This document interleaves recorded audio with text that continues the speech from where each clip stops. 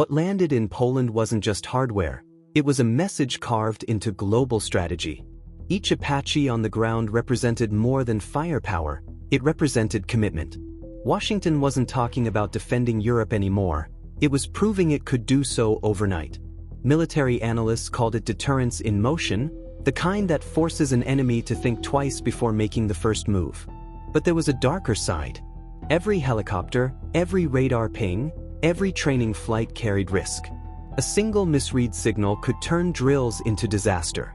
The line between readiness and provocation had never been thinner. Still, the logic was clear: presence prevents war. The US wanted Moscow to see every flight, every launch, every rotor spinning at dawn.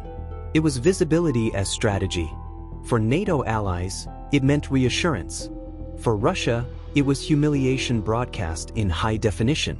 And for the world, it was proof that in the new age of confrontation, perception can be as powerful as the weapon itself. Days after the deployment, the silence broke again, this time with live fire. Polish skies lit up as Apaches roared over training grounds, unleashing Hellfire missiles in precision drills that could be seen for miles. It wasn't a show for cameras, it was a message for satellites. Then came the real headline. For the first time in Europe, US Apaches fired Spike and LOS missiles, striking targets more than 20 kilometers away without ever crossing a border. It proved these machines could dominate from safety, erasing distance as a defense. Pilots who had fought in Iraq and Afghanistan led the maneuvers, flying low over forests and frozen lakes, training in blackout conditions that mimicked combat. Each exercise was carefully broadcast by NATO media crews, making sure Russia saw every frame. What looked like practice was actually a performance, a calculated display of precision and permanence. The message was unmistakable: the Apaches weren't visitors. They were here to stay. When the last C-17 lifted off from Polish soil, the echo of its engines lingered across Europe like a warning.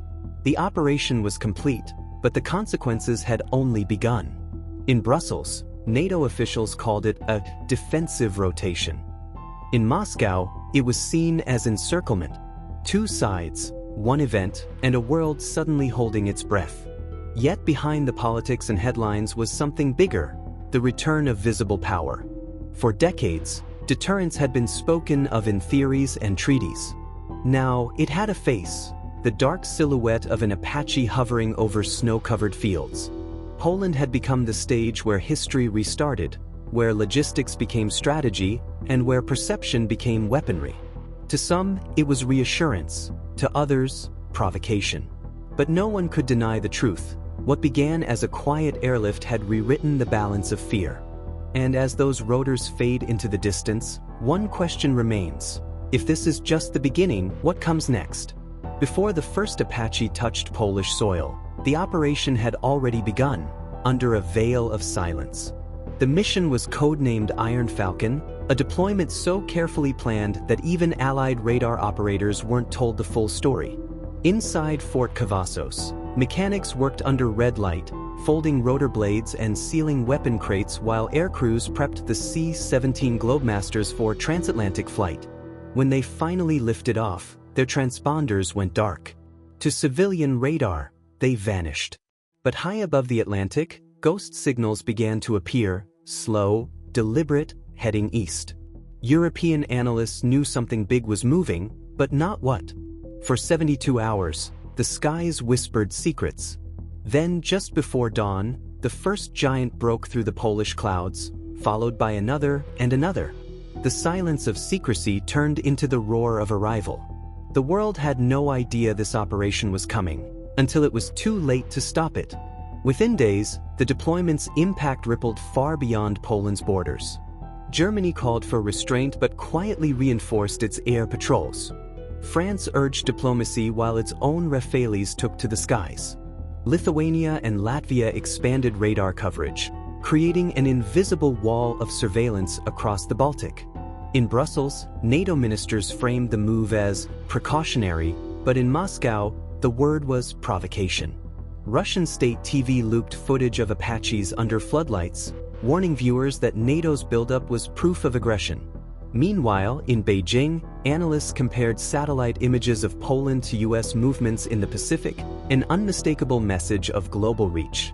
In Tehran, state media claimed NATO was tightening its grip on sovereign nations. But in Kiev, the reaction was quiet relief. Every Apache in Poland meant fewer Russian forces in Ukraine. Europe had changed overnight, and the rest of the world was watching.